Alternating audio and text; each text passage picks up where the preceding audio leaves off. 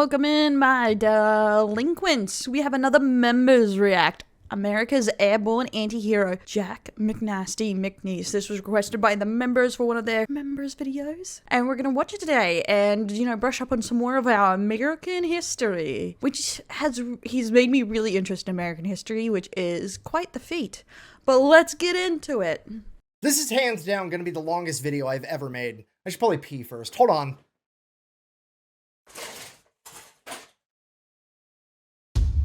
I'm gonna assume this was before the other video I've watched of his, which was like even longer, I think, but maybe my react was just longer. I can't remember, but it was quite long.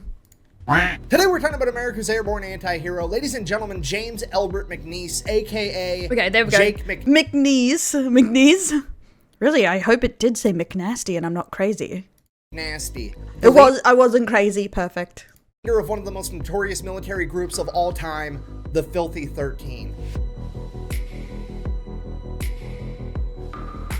And just to clarify, in case you don't know, being an anti-hero is not a bad thing, despite how it may sound. You see, the textbook definition of an anti-hero is a hero that does not display typical heroic qualities, which honestly is pretty ambiguous, but it's one of those things where you know it when you see it. So Yes, exactly. See, that's the thing. A lot of people think anti-hero equals villain for some reason. I blame a lot of isekais in some other shows, but anti-hero is still a hero, but he just goes about it in a completely different way than a hero would. For example, a regular hero would be somebody like Superman. He's invincible, He shoots lasers morality, etc. Yeah. From his eyes, and he always does the right thing 100% of the time. He never roughs up the bad guy. He always takes him straight to jail because even if it doesn't make sense and it's not the most convenient or the most reality to make, crime stop, he does the right thing. The justice system never messes up anything. He only has sex in the missionary position. He always changes the batteries in his smoke detectors on time. It's boring. I don't know. Sex in the missionary position kind of sounds like a bad lover, and I feel like that's not very Superman of him. Like, that's not very caring and empathetic. Unrelatable and completely inhuman behavior. Anyways, and then you have the anti-heroes, the fan favorites, the characters with human faults that they not only overcome... It's mainly that in an ideal world, you can make Superman work, but with the flaws in every system, it doesn't quite work every time. But, yeah, it's a big way why the hero spectrum is interesting. But turn into their advantage. Characters like Wolverine with his bad attitude, Deadpool with his morbid sense of humor. Hell, even Batman is an anti-hero because at the end of the day, it's more relatable to do karate in your garage, dress up like a bat, and then run around town beating up clowns and dudes on steroids than it is to be perfect. Yup! So I guess that is the thing. That is why Superman is very interesting in the Justice League, but even Batman is considered a very light anti-hero, depending what version you watch of him, compared to others like Deadpool. But that is why even Superman realizes that his way of doing things doesn't work all the time, but he can't give up on that way of doing it. It's kind of thing you could be Superman. Is it efficient? Does it work? Does it actually stop crime? Sadly, most of the time, no. And that's why anti-heroes are so popular, because they're more of a, I get the job done. You just don't want to see how it's made, how it's done, kind of BS kind of stuff. What it means to be an anti-hero is that you always do the right thing, but you don't always do it the right way. And if you were to ask me for a real-life example of an anti-hero, I can't give you a better one than Jake McNiece. All right, here's the deal. Get us a anti-hero. Let's go. Jake was born in Oklahoma in 1919. He grew up during the Great Depression as one of 10 siblings. This guy had to learn how to hunt, fish, and trap just... Holy crud. 10 siblings. Whew. Nowadays, we're just like, oh my god, what are you thinking? You have 4? That's insane. 10. To help put food on his family's table so they could survive. He had his first full-time job when he was 10 years old and continued to work full-time all the way through high school. After graduating, he became a full-time firefighter. Shortly after... That is way more common than you think. Like, my granddad had his first job when he was like 8. But, like, he wouldn't recommend it, but, like, it was so common for kids to be slaving pretty much from such an early age. That the attack on Pearl Harbor happened, America entered World War II. Jake, however, was exempt from the draft because he was a firefighter, but that's not what Jake wanted. Jake wanted to volunteer, and he didn't just want to volunteer for anything. Jake wanted to be a paratrooper and a demolition man. Jake wanted to jump out of a perfectly good plane behind enemy lines with a couple of buddies, be completely surrounded, and have nothing more than a gun and some explosives and just go out there and deprive the enemy of nice things. Got a bridge? Guess what? Now you don't. Nice power lines. It'd be a shame if somebody blew those up. That's what Jake wanted to do, and that's what he was gonna do. So We love a man with a goal. We love it.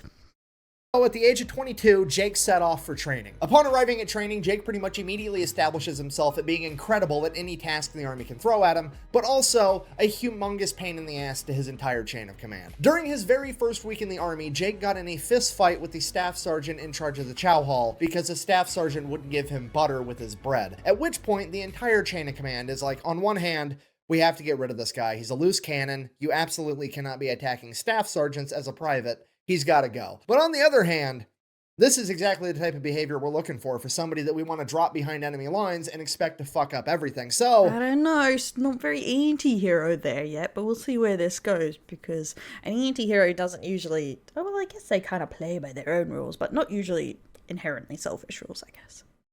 they just kind of let it slide. Fast forward a couple of weeks, Jake is doing a demolition course and he ends up setting the course record. He is the fastest person to ever complete this course. At which point, his leadership walks up and is like, "Hey, soldier, congratulations, you broke the record." Jake looks the guy in the eye and goes, "Yeah, if you think that's impressive, you should see what I can do when I have some butter once in a while." And that pretty much sets the tone for the rest of Jake's training. He absolutely crushes any task they give him, but also, Jake does not give a I swear, they get, like, the butter obsession is crazy that old people single fuck about the dog and pony show that is the US military. He's not going to call an officer sir or ma'am. He's going to call them by their nickname. He's not going to salute them unless they salute him first. He's not going to stand outside and salute the flag during retreat, and he absolutely is not going to show up to formation on time, and he's definitely not going to be sober all the time, because that's just how Jake is. And because of this, Jake would be the only new recruit to not get promoted to PFC, which is a way bigger deal than it sounds like, because at this point in time, in the 101st Airborne... He's drunk all the time? Well, to be fair, like what I know from Australian soldiers, most of them are drunk all the time, so no, he sounds like he's fitting in the 82nd Airborne, every single new recruit after 31 days of training got promoted to private first class. The reasoning behind that was they wanted to give these guys a promotion so they can make more money and ideally send that money back home to their families because, well, they've got a very dangerous job coming up and nobody knows what's going to happen. So absolutely everybody is getting promoted to PFC after 31 days, except for Jake. But here's the thing, Jake didn't really care. Jake wasn't there for the money. He was there for one thing and one thing only. We're going to be doing one thing and one thing only, killing Nazis. So Jake is now the lowest ranking person. It's such a good movie. One thing and one thing only.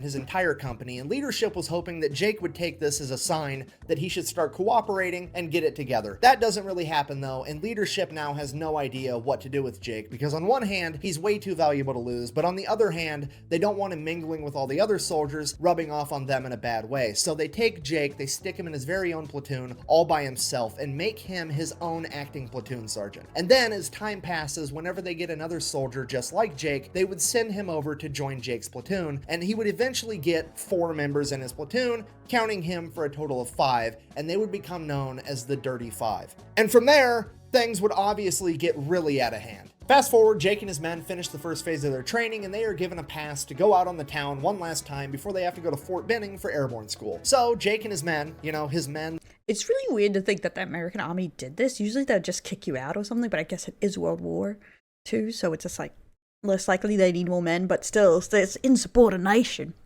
That Crazy. all outrank him because he's still technically a private, but he's also somehow their platoon sergeant. They all go out, they go to the bar, they get drunk. They end up running into some MPs. One of his men starts lipping off to the MPs. The MP goes to beat him with a nightstick. Jake interferes and says, "Hey, he's really drunk, let it slide." In Jake's own words, and I quote, "He's so drunk he couldn't hit the floor with his hat in 30 throws." Okay, so just let it slide. He's going to get his men back to the barracks. It's going to be fine. The military police, the MP, then tells Jake, mind his own business, as he turns around to hit Jake's guy with a nightstick, at which point Jake proceeds to beat the shit out of 2 MPs, taking their Colt 45 1911s, firing all the ammunition into a nearby street sign before handing them back their empty guns and saying, "Okay, now you can take me to jail." The next morning, Jake's commanding officer shows up to the I know, he's seeming just more like a bad boy than anti-hero yet, but I'm assuming we're gonna get there, where he changes his tune, where he does what's right kind of thing. I'm hoping, well, the story's gonna be stockade, like, talk to like, Jake, like and he's like, look, not surprised you're here, don't really care what happened. Here's the deal. The Japanese have the I love that. I'm not surprised you're here. Yeah, I wouldn't be either with his track record so far. world record for the longest ruck march, and I want to break that record by having a group of guys march from here all the way to Fort Benning, 136 miles, and I think you and your men are some of the guys that are going to be able to pull it off. Are you in? At which point McNiece is like, 136 miles isn't a problem at all. I won't change my socks, and I won't even get a blister, which... I know, 136 miles is hella far. It's like, that's a lot of walking. If you've never been in the military and you've never ruck marched, saying that you're not going to change your socks or get a blister on a 136 mile fucking ruck march is an unprecedented amount of shit talking. It's like a NASCAR driver saying that he's going to win the Daytona 500 without having his tires changed a single time. It's like going out drinking, ending up at Taco Bell at 2 in the morning, eating a bunch of steak quesadillas, waking up the next day, taking a shit and not wiping. Okay, it's not possible. So then the commanding officer is like, That visual was too much, my brother. That visual was too much. Please. Why? great, cool, I'll see you at the ruck march. We're gonna go ahead and leave you in the stockade for the next 10 days. Until then though, Jake's like, cool, no problem, I'll hang out. 10 days later shows up. Jake is in a prison uniform with a giant P on the front, and 3 MPs show up with 12 gauge shotguns loaded, and they escort Jake to the starting line of this fucking ruck march like he's Hannibal Lecter. There, he changes into a normal uniform and takes... Oh my god. Yeah, like, they're treating him like he's indispensable. But he's, like, literally just the biggest pain in the ass so far. Takes off on a 136-mile ruck march to Fort Benning so he can go to Airborne school. And sure enough, true to his word, Jake is one of only 75 men to finish this ruck march, and he did not change his socks, and he did not get a single blister, which I cannot stress to you enough is a superhuman feat. So Jake and his men go on to do airborne training. Bullshit. No, I have no idea. But it seems unlikely to be 100% true. But yeah, it's like, that's a main character power right there. Training, absolutely no problem. Nothing really of note happens here, except for the fact that Jake is still a private and has still not been promoted in any way. After completing airborne training, Jake and his men are going to go to Camp McCall, North Carolina, where they are to receive expert saboteur training. They'll be receiving extra training in demolitions. They'll be receiving training in how to drive tanks, how to drive bulldozers, how to drive excavators, how to drive trains. Pretty much anything and everything they could teach these guys to be able to wreak havoc on enemy infrastructure is what they're learning in Camp McCall, North Carolina. Jake and his men continue to do what they do. They wreck every task that they're given. It goes perfect. Jake and his men are now about to go to England, at which point they are given one last pass to go out on the town one last time before they ship off. So Jake and his men... Yeah, what is the chances that he gets up to no good and gets into a fuck ton of trouble? I'm gonna say high. It's high. and go out drinking. Somehow or another, they end up at this little tiny diner neighboring a train yard, at which point one of the trains pulls up, stops, walks across all the other tracks, and the conductors go in and they start eating at this diner. Jake is super drunk and he's like, I don't want to walk back to the base. I'm stealing that train. And that's exactly what he does because... Oh, no, Jake, no. Why? Why is he like this? The army just taught him how to drive trains. So Jake proceeds to steal a train and drive it all the way back to just outside of Camp McCall, where he abandons the train, goes in, and goes to bed. But everybody knows Jake did it. Nobody's turning him in, so Jake gets away with it again, and now Jake and his men are off to England. So Jake and his men arrive in England. What an absolute little shit, honestly. At this point, Jake has 13 men in his platoon, including himself, and they all come to the same exact conclusion. English food fucking sucks, which is on par with every opinion of it I've ever heard, which seems weird to me because it's a country that took over most of the known world for the sake of trading spices, and apparently nobody came to the conclusion that, hey, maybe you should put some on the... It's because spices are notoriously expensive, and British food is mainly made by poor people. So, general British food. But yeah, it's why the most countries in the Commonwealth's iteration of British food is generally just better. Because they keep making the same stuff that they did 100 years ago, swear. Food, But whatever. Because the food sucks, Jake decides, hey, I'm a master at hunting and fishing and all this other stuff. I'm just gonna kill enough animals to feed my entire platoon by myself. And that's exactly what he does. The only difference is he has military grade equipment to do it. Jake is going out in the woods at night with a spotlight and an M1 Grand, and as soon as a set of eyes looks at him, it's getting blown to smithereens. Jake has his men going out fishing with explosives, okay? They are eating... That just... The fishes, like, wouldn't they be chunks at that point? Everything. Couple of problems with that. One, there's strict water rationing going on. The soldiers are only allowed to have 1 shower a week is how little water they have to spare. So all 13 of his men come together and they decide, hey, we're just not going to take showers and we're going to use all of our water rations to clean and cook all of this game that we're killing. And because now they started stinking, they are hella stinky. They're gonna be hella stinky. would all become known as the Filthy 13. The other problem with that was apparently all of the game was technically the property of the king, and the only people that were allowed to hunt it were the lords and ladies of the land, which definitely was not Jake McNiece and the Filthy 13. So Sir Ernest Wells ends up figuring out what Jake's been doing. He gets super pissed, ends up suing the government for like $10,000 for all the animals that Jake and the Filthy 13 ate. The entire unit gets in a bunch of trouble, and Jake's kind of just like, meh. I mean, what are you gonna do? I was hungry, so I ate some food. What do you want from me? If I'm in trouble, go ahead and punish me. What are you gonna do? Stick me in an airplane, make me jump out into enemy-held territory where a bunch of Germans are gonna try to kill me? Joke's on you, I'm into that shit. And the entire military is just kind of like, we literally have no way to punish him. So he gets away with it yet again. Fast forward June 5th, 1944. The day before D-Day, Jake... I thought American, military systems are supposed to be very, strict with punishments and stuff. Or is it, only so much you can do after a certain point?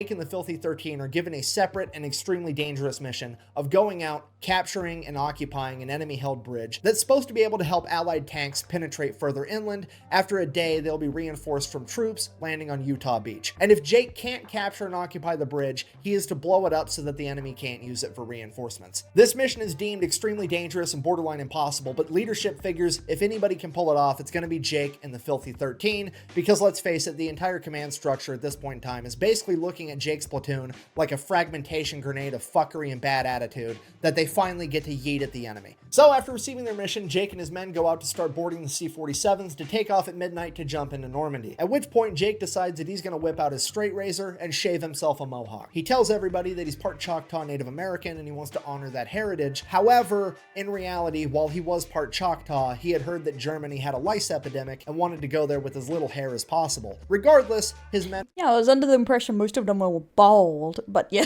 most army guys are bald, but what do I know? Followed suit and all shaved mohawks. They then began donning black face paint, at which point Jake is like, this is cool, but we can make it cooler. So he goes over to the C-47 that had a fresh white stripe painted down the side of it to identify friend from foe, and the paint was still wet. So he runs his fingers through the paint and goes around painting all of his men's face with white face paint as well. Unbeknownst to Jake and the Filthy 13, there were camera crews there taking pictures and recording them, and they would very Lord of the Rings of him. Very Lord of the Rings. Actually end up going viral, and the entire nation would be captivated by the unique and dangerous look of these men as they prepared to jump into enemy-held territory. So much so that it would actually inspire a movie to be made known as The Dirty Dozen, and Jake and his men would be none the wiser to any of it until after World War II. June 6, 1944, Jake, the Filthy 13, and 18,000 other paratroopers take off in C-47s as they prepare to jump behind enemy lines before the amphibious invasion at D-Day. About 20 miles from the targeted drop zone, Jake's plane gets hit with enemy flak fire and is losing altitude, and they have to bail out early. Moments after McNiece jumps out of the plane, the entire plane explodes, killing some of the Filthy 13 and scattering the rest miles Ooh, jeez, that went south really quick. apart. So Jake lands, he's completely unharmed, and he has all of his equipment. The only problem is he doesn't have any other Americans anywhere near him. So he just kind of takes off. He gets in a couple of long-range firefights with the Germans, takes a couple of them out in close quarters combat, and he's just going around trying to find any other paratroopers to group up with. And it's going on for hours and hours, and he can't find anybody. And he's starting to think maybe the whole thing was a catastrophe. Maybe it got called off. Maybe I'm the only guy out here right now. What am I gonna do? And he finally comes across one other American paratrooper, and it's a machine gunner that lost track of his machine gun during the jump. And this guy is running around Normandy with nothing but a belt of machine gun ammunition and no gun. And Jake is like, Jesus, okay, well, you're with me now, I guess. Here's my grenades. You take those. An unfortunate pair. The bad luck gang at this point. Keep my M1 Grand. Follow me. So now Jake and Grenade guys set off to find more paratroopers. So they keep looking, they find some more. They find a squad of mortar guys. They find some guys over here, some guys over here. Slowly, Jake amasses an entire platoon of about 35 paratroopers, and they're all gonna help Jake in his mission to take out this bridge. So Jake and his new companions start making their way to go blow up this bridge, at which point they would eventually come up on an entire American unit being led by this colonel, and the colonel is like, hey, you're working for me now. I don't care about that bridge. I need you to go pull security over on this part over here. McNiece tried arguing with the colonel, but the colonel wasn't having it. He gave a direct order, and McNiece is like, okay, fine, whatever. I'll take my 35 guys and we'll go guard this for you. So they take off headed there. They get to the point they're supposed to guard, and McNiece just keeps walking because it was the same direction as the bridge. All of his men are like, hey, we're supposed to stop here. McNiece is like, you do what you want. I have to go take care of this bridge. You can come with me. I'd appreciate it. If not, stay here and guard it. I really don't care. All of the men go with Jake and proceed to make their way to this bridge. So Jake and his men show up to the bridge, they capture it, they build up some fortified fighting positions because they now Finally, something's going right for these guys, I guess. But where's we're waiting for the heroic, the anti-hero moment.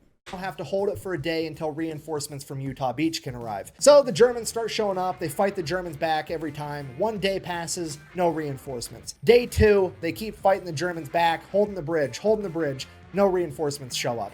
Day 3, the Germans are now on the other end of the bridge with Jake and his men over here, and it is just no man's land in between on the actual bridge. When suddenly, an entire squadron of P-51 Mustangs comes up and blows up the entire bridge, because apparently the American leadership determined there's no way Jake was going to be successful in his mission, so they blew up the bridge anyways. Thankfully, Jake and his men would make it out okay. None of them were harmed in the blast. Jeez, that could have been, like, very deadly for them.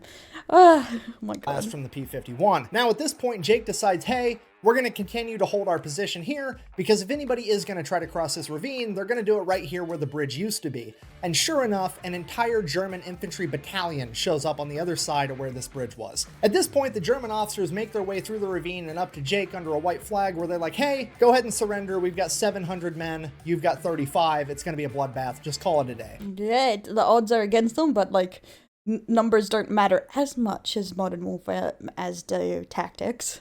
Jake, being Jake, is like, no. Tactics matter more than just sheer numbers.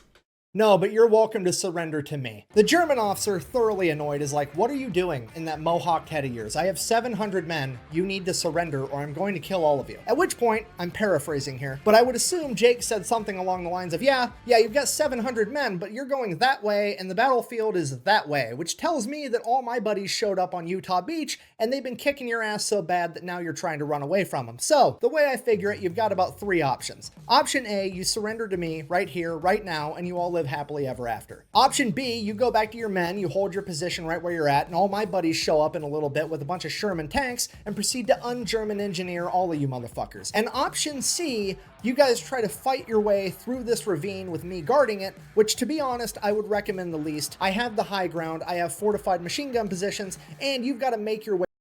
No, Anakin, I have the high ground meme? What?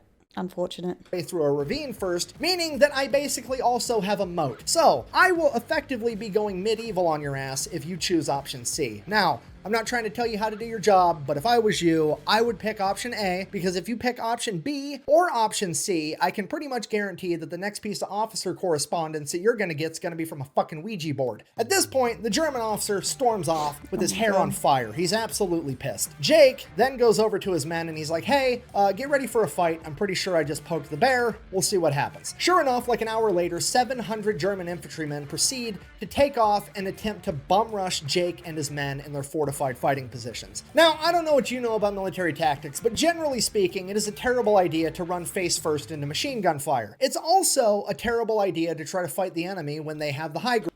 Yep, never go against the high ground, never run straight into a gun. Is usually a great starter pack for these things. If you don't believe me, ask Anakin. Yes, I knew it was coming. But running face first into a fortified machine gun position through a moat while they have the high ground, and the men running the machine guns are under the command of some American with a mohawk, Native American face paint, who everybody calls Jake McNasty, is literally a lifetime supply worth of shitty ideas. Jake and his men would hold their fire until the majority of the Germans made their way into the water, at which point they would open fire with 4 heavy crew-served machine guns, 2 mortar tubes, and a bunch of small arms, effectively mowing down and decimating the entire German battalion. On that day, Jake and his ragtag group of paratroopers were credited with removing 700 enemy combatants from the field. Shortly after that, the reinforcements... Damn, that went horribly for them. Like, couldn't have gone possibly worse for the Germans. From Utah Beach show up. Jake goes over to a small town. They get put in a holding position for a little while. Then Jake's small group of ragtag paratroopers all get evac'd, where they get broken up and sent back to their original units, where they get regrouped and refitted to return to war. Jake McNiece would find himself getting evac'd all the way back to France, where he would be reunited with the 5 surviving members of the Filthy 13, as well as receiving a bunch of new recruits for his platoon. Oh, nice. At least 5 of them survived, I guess, but that went badly for them, like, straight away. Damn. At this point, they had a couple weeks off where they could drink, relax, do whatever. Jake's going out, he's getting drunk, he's having a good time. Then he would receive word that his platoon is going to be partaking in a new airborne operation referred to as Operation Market Garden, the largest airborne operation in human history, with 38,000 paratroopers jumping into Nazi-occupied Holland. Hearing that he was going to be jumping... Damn, 38,000 people? That's so much. Into Holland, Jake figured that he was going to be engaging in a lot of close quarters combat, so he opted to turn in his M1 Grand and get a Thompson, which is exactly what he did. He then received word that his platoon, being the bridge experts that they are, were going to have to go out, capture a bunch of bridges, defend them, and or get rid of them until they heard word otherwise. When you escape the bridges, but you always have to go back to them. Damn, I'd be so sick of bridges. I made a bridge. It only took me like, what, 10 seconds? And pretty much everything goes according to plan there. They jump in, they get to the bridge, they take the bridge over, they hold it for a couple of weeks, then they receive word that they are to go help another unit take over this town known as Eindhoven. So Jake and his men make their way over to Eindhoven, and they begin helping to clear out this town, room by room, building by building, close quarters combat, them versus the Germans. In his book, Jake described this close quarter combat as very different from what you see today. It wasn't 4 troops stacked up outside a door, kicking it in, and all running in together. It was one guy, one room. An American would kick open the door, throw in a frag grenade. As soon as the frag grenade blew up, the American would then crawl in on his hands and knees with a Thompson submachine gun and shoot anybody that survived. The reason they crawled in on their hands and knees is because, according to Jake, the grenade would kick up so much dust and soot and debris in these old... Jesus. But how do they know who was in this town? Were there, like, no civilians left? Like, or were they just shooting anyone? Old buildings that you couldn't see standing at normal level, so you had to drop down like you were in a fire trying to avoid carbon monoxide to be able to see what you were doing. And this is how they cleared the entire village, making their way all the way through it. About halfway through, Jake would be clearing a building where somebody clearly used to make furniture, at which point Jake would find a chicken. Now, this chicken had 6 eggs. Finding eggs in the middle of a war zone in World War II was a big deal. Nobody had eggs, and Jake fucking loves eggs, okay? This is amazing. Only problem, he's got to figure out how to get these 6 eggs all the way through this village without breaking them. So he thinks for himself to a second, maybe I could leave the eggs here and I'll come back for them later. And he's like, no, that's not going to work, because one of these other paratroopers is going to find my eggs, and these are my... I like that the whole thing is happening. He's like, but what about my eggs, bro? Like, there's eggs here.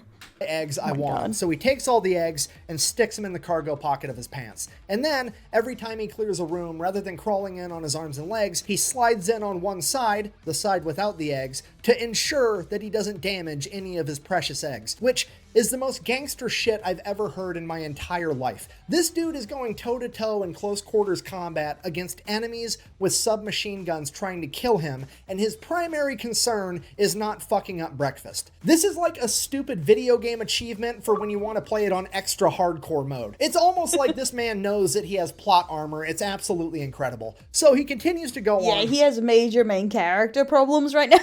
It's just been a DOS, because he knows he'll survive. Clears out the entire village, doesn't break a single egg. It's absolutely incredible. They get to the other side of the village. They're like, sweet, we cleared out all the Germans. And then across the field, out of the wood line, pulls an entire German mechanized unit with 10 tanks. At this point, Jake is like, I just want to eat my fucking eggs.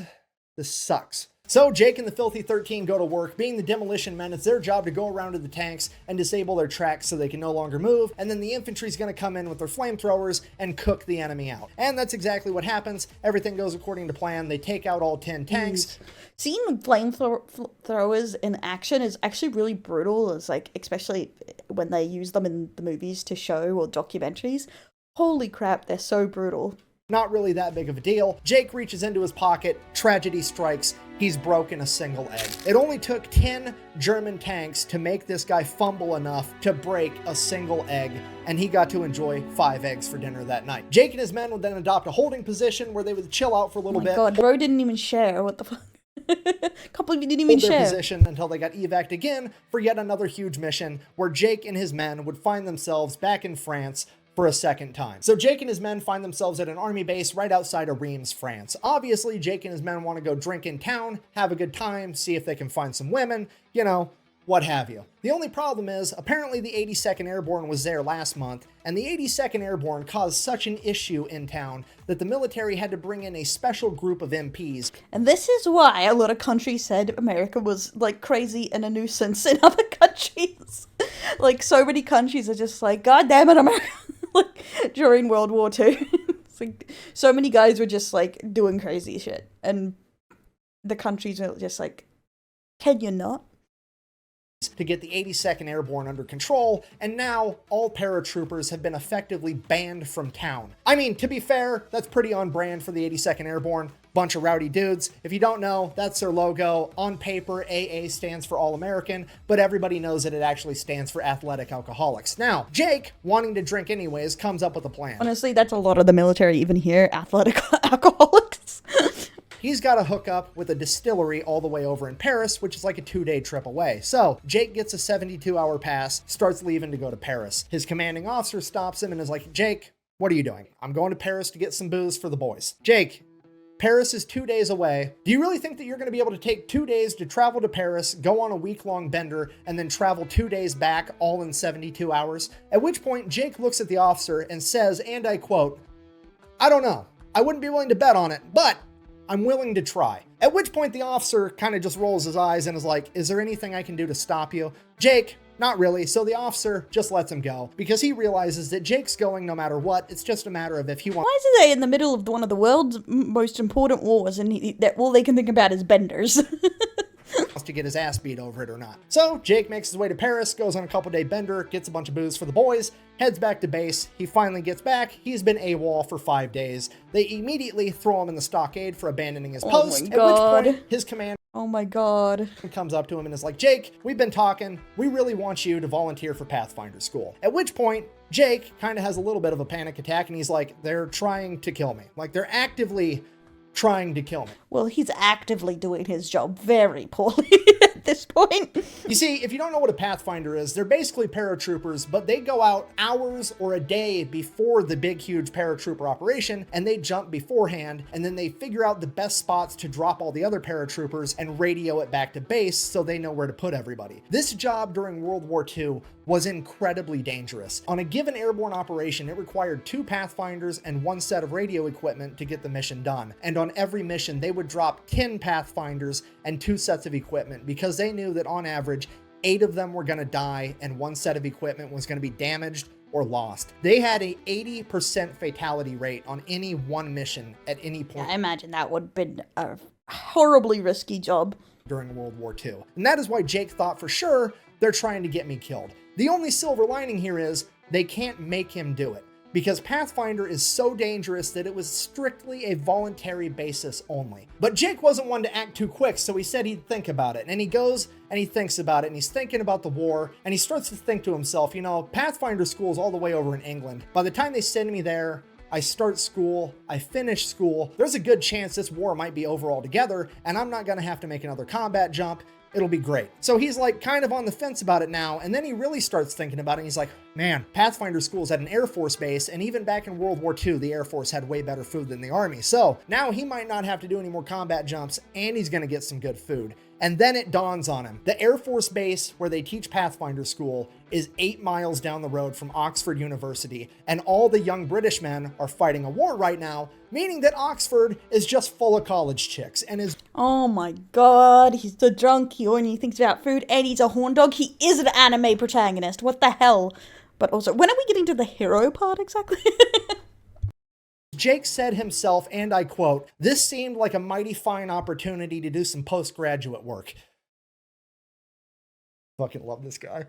So Jake shows up to Pathfinder school and he's immediately called into the commander's office, which is weird because he hasn't even done anything wrong yet. Jake goes in there, the commander's like, "Hi Jake, I've heard all about you. I want you to be acting first sergeant." At which point Jake is like, "I don't know what you heard about me, but you heard wrong. I'm technically not even a private first class yet. I've never been promoted. I am not the leader that you want. I don't care about saluting. I don't care about any of that dog and pony show military stuff. I'm here to fight a war, and that's it." At which point the commander's like, "That's exactly why I want you. I don't need you to salute me. I don't need you to call me sir. I need you to get these guys ready for war, and I don't think there's anybody better to do it than you. I'll make sure that you end up getting paid as a first sergeant the entire time you're an acting first sergeant." To which Jake replies, I don't really care about the money. Look, I've blown up every safe between here and Normandy. I have plenty of money, okay? I might be willing to do this job, Did he but just admit of stealing a bunch of stuff from him? Oh my god. if I'm gonna do it, there's gonna be some terms. Anybody that's fighting for me is gonna keep having good Air Force food, and they get permanent leave whenever they want it. At that point, the commander agrees. Jake is now the acting first sergeant, which if you don't know is the polar opposites of the spectrum as far as enlisted rank goes. So per usual, Jake excels at pretty much everything all through Pathfinder school. They graduate, Jake is still acting first sergeant, and he gets to decide which person is in which platoon. So naturally, Jake does what anybody would do, and he builds a dream team of the 20 best Pathfinders out of all 400 and puts himself with that platoon. Yeah, why wouldn't you? If you're in that situation, why wouldn't you make a dream team? Now at this point, it's really looking like Jake might never have to go out on a mission as a Pathfinder because the war is really dwindling down at this point. Then, December 16th, 1944, the Germans would launch a last-ditch effort counteroffensive to try to fight Allied forces. This would be known as the Battle of the Bulge, where they would cut off the 101st Airborne.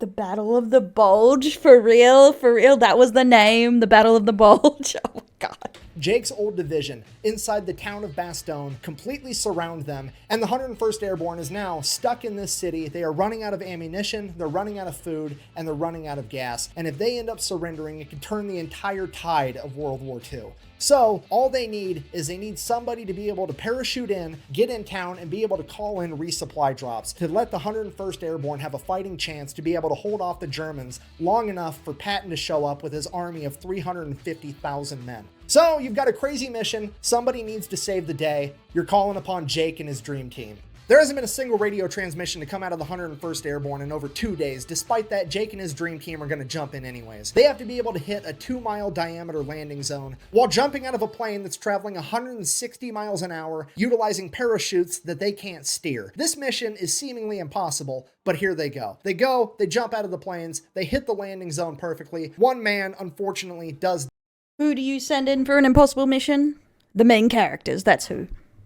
Die, but that is a 5% fatality rate compared to the average of 80. Jake and his men then immediately get to work setting up their equipment in opposite sides of town. And after one guy calls in one resupply, he picks up his stuff, moves to a different location. Then this guy calls in his resupply, picks up, moves to a different location, and they bounce the signal back and forth on opposite sides of town all day, sending signals for resupply. They do this because they know the Germans can triangulate their radio equipment and don't want them to start utilizing artillery to take them out. Within the first 24 hours of Jake and his men landing, they called in 247 C-47s for resupply drops. On the second day, they were able to call in 160. On the third day, they were able to call in 140. On the fourth day, they were able to call in 269. And on the fifth day, they were able to call in 129. Jake and his men have single-handedly provided the 101st Airborne Division with enough resupply to be able to stave off the Germans, to give Patton enough time to show up with his army and penetrate through the German flank, effectively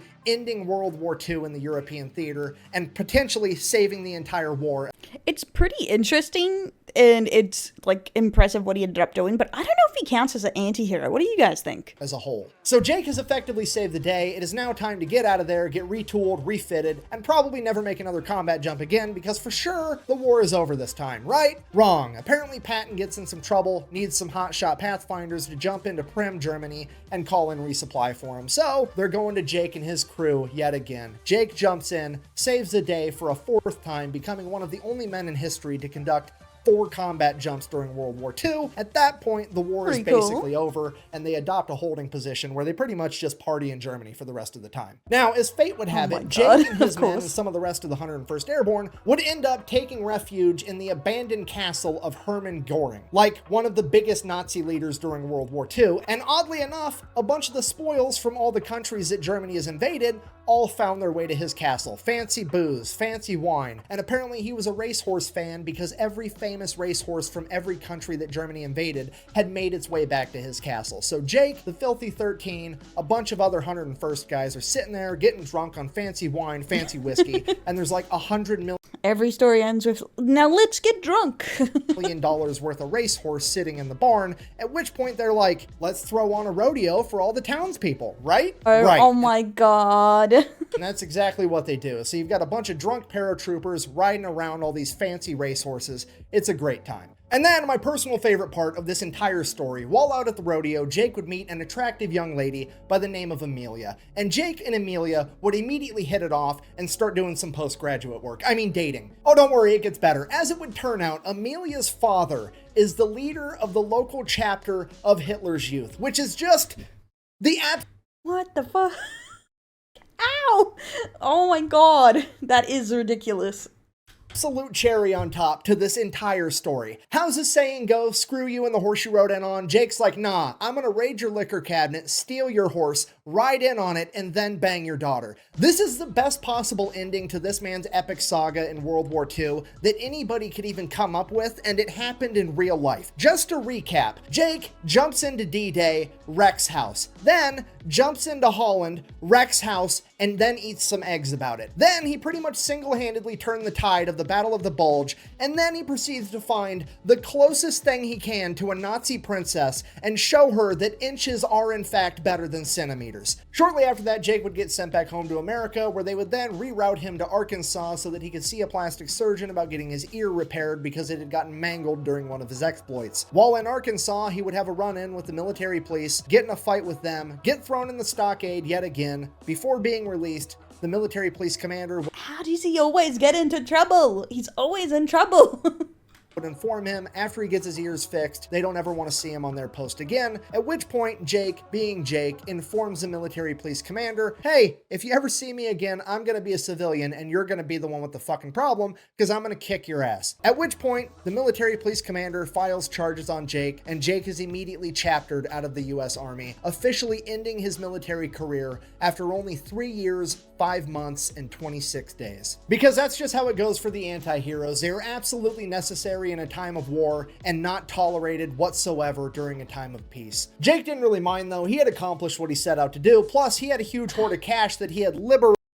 I don't know. I still don't know if I would classify him as an anti-hero because he doesn't really do anything heroic on purpose or wants to do anything heroic or do any close to the right thing. He just fumbles into it, which isn't quite what an anti-hero is. They still want to make change. They still have some sort of ideology. They just go about it in a different way. This guy just seems like a hothead that was really good at stuff. It's like interesting story, but I'm not sure if it would classify as an anti-hero. What do you guys classify as an anti-hero, and who is your favorite anti-hero? Liberated from all the safes that he ran across in Europe. At that point in time, he goes on to explore his own alcoholism, going from place to place, town to town, job to job, just kind of doing his own thing. He ends up getting in a ton of bar fights, not because Jake instigates them, but because every local tough guy hears Jake's a paratrooper, and they want to prove how tough they are, but ultimately the only thing they proved is that they could fall down. Then, after a number of years, Jake would have a near miss with a drunk driving accident where he would almost drive his car into a concrete wall, in his own words, only missing it by a coat of paint. Because of that, Jake would decide that he needs to change his own ways. He would defeat his alcoholism, he would find God, he would start going to church every Sunday, he would find a wife, he would would have some kids, and he would live happily ever after working at the post office in his hometown of Ponca City, Oklahoma, selling stamps and slinging packages, and nobody was none the wiser that their friendly neighborhood mailman was one of, if not the greatest anti-hero of all time. So in conclusion, it's hard to put into words what an anti-hero is, but you know it when you see it. However, the best definition I have ever heard comes from Jake McNasty McNiece himself. When asked in an interview later in life how he managed to survive all of his crazy exploits, he said, and I quote, "I think I made it because God didn't have anywhere to put me. At that point in time, he was so busy, he was only putting people in one of two places, heaven or hell, and I think he knew that I would have goofed up either one of them. So here I am." And I think that might be the closest thing to a perfect definition that we're ever going to get when it comes to defining what an anti-hero is. So thank you for watching. The best way to support the channel is to go buy some merch at thefatelectrician.com. Quack bang, out. Well, I stood retreat that evening and then went in town that night and got on a big drunk. The MPs was really mistreating a soldier boy. I stepped in, told them to stop it, and they said, "We'll do it anytime we want to." So I took their nightsticks away from them, beat them to the ground. And then I took their 45s off of them and shot up all the street lights and everything around there. And I wasn't shooting at any people, I was just shooting lights. And then we went on in with them to the stockade. And I never did have to stand retreat again. Okay. So I do really like this video. I do like this video. It's a very interesting story, and I feel like he has some heroic aspects to himself. But I don't know if he really counts as an anti-hero, like down to it. I feel like underneath the alcoholism and the stuff like that, he had generally some good intentions in there. But most of the decision he makes is just for himself. But I don't know if it truly counts as an anti-hero. I think he's close to it probably, but I think getting probably a proper anti-hero in real life is difficult. So what do you guys think? I'm very curious, but thanks for watching with me. It's a very interesting watch, and he had a very exciting life, that is for sure. Another great Fat Electrician video, and I'll see you next time, my delinquents. Don't forget to like, subscribe, ring the bell, and all that fun stuff, and I'll see you next time. Bye!